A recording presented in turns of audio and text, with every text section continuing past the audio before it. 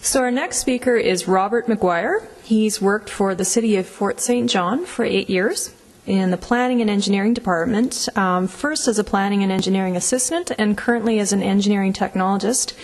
And Robert will help us understand how they've incorporated winter city guidelines and snow policies into their subdivision and servicing bylaws. Please help me welcome Robert. I've been with the city for about 8 years. I actually grew up in Fort St. John, so I've seen a lot of how things have changed. It's been a great experience. There's been a lot of things change, a great deal of expansion, a lot of new developments over the last 10 years. I went away to school, came back, and just about didn't recognize the place. But, a little bit small there. We've got about 2,200 hectares of area within the boundary. Over 18,000 people. We service probably about 50 to 60,000 more in the general area around us. Been growing at a rate of about 3% a year, with definite spurts in along there. The average age of our population is about 30 years old.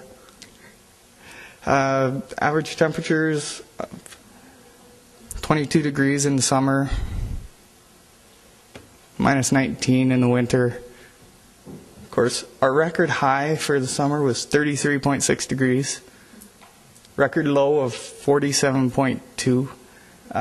The low was actually in 1947, but we came within a degree of that last winter. So even though we do have a nice average of 20, it gets a lot colder. Average rainfall is about 300 millimeters, and we get about 200 for the snowfall. Our winter city guidelines were adopted as part of the official community plan back in 1996. We have since adopted them as part of the subdivision and development servicing bylaw, simply because it's a lot easier for the developers to find. They tend to take advice from our development bylaw a lot more so than the OCP. And just added to create, or as guidelines to increase the livability and comfort within our winter environment. Different aspects of it are the wind exposure, lack of sunlight, the driven rain and snow, and the road spray from the vehicles. We try to incorporate a lot of the evergreens on the northern sides of our parks. Anything that doesn't have a building buffering it.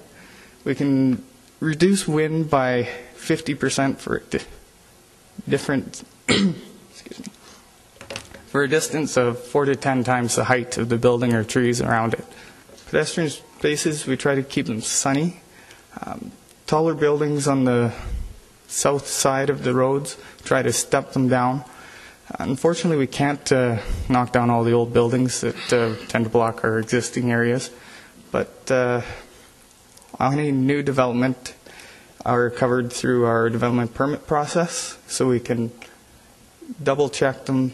The building department will check the structure. We try and make sure it fits in and adheres to our guidelines.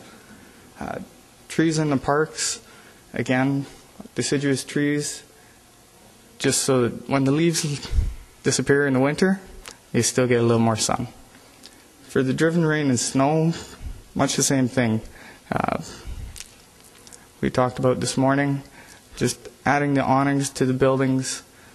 Same thing through our development permit process. We can double check, try and keep everything as pedestrian friendly as we can. We've decreased some of the road spray through having wider parking lanes. This also doubles as a spot to temporarily store snow while it's getting cleared off the sidewalks till the haul-off process. Home and business owners are actually responsible for clearing all sidewalks in front of their properties. As you can see from the pictures, this wasn't working quite as well as everybody would hope. We have since adopted a policy of our Public Works Department will run one pass through all the commercial cores and clear any school routes, just to make sure that it is accessible for everybody. Trying to clean it up, just get it easier for people to get around. The businesses are still responsible for cleaning their doorsteps and pushing the road, any extra snow out into the roads. For the street design portion, we just try and create, got a lot of extra buttons on here. Nice signage, warm colors, awnings. We've been planting trees along just to break up the monotony of the buildings. In the summer it adds green. In the winter it still has a feature. We put Christmas lights up in all of them. It's a little hard to see in that small picture, but along all of our street lights in there, and I took this the morning of our flight, so that was yesterday. I spent last night and swapped some pictures out. We do have some of our Christmas lights up in our parks already, and we have found that raised pedestrian crossings in our parks work quite well, but on the main streets they tend to interfere with the snow removal quite a bit. So we've been putting in traffic bulbs so that people can get out past the parked cars and be visible before the oncoming traffic can stop.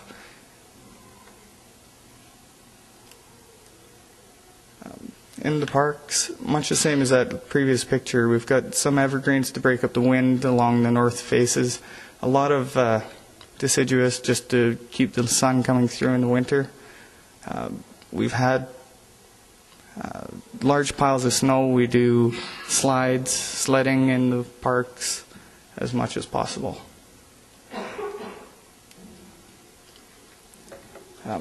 Whenever we plant the trees, we do try and plant them in groups. It just increases their survivability with resistance to the wind. More moisture gets retained in underneath them during the summer. Of course, during snow removal, we try to strap 2x4s around the trunks just so that while our guys tend to be more careful of them because they know they have to fix them in the spring, the private contractors tend to whack the trees and kill them all off. We have been using planters on all the street corners.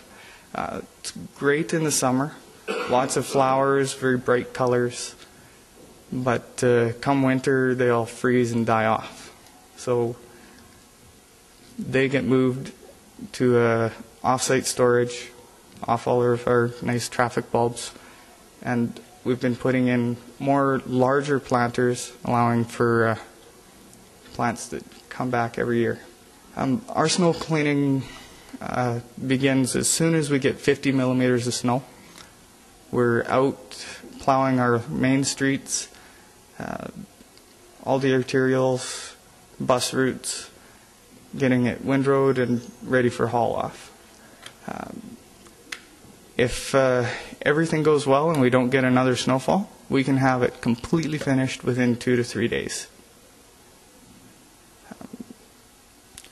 In the case of continuous snowfall, of course, we do begin again with priority ones. In the case of an extended snowfall, we do hire private contractors to complete the lower priorities. Some of the other things that we have been doing is all of our walking trails, school routes. We've been increasing our snow removal. We put in probably 5 kilometers of walking trails, and they are used continuously throughout the year. We clear them every time there's a snowfall. We've got people training. We've got the Winter Sub-Zero Running Club in Fort St. John that runs it. It's pretty neat when you drive by in 30 below weather and there's a group of 15 people all running down the trail. But thank you.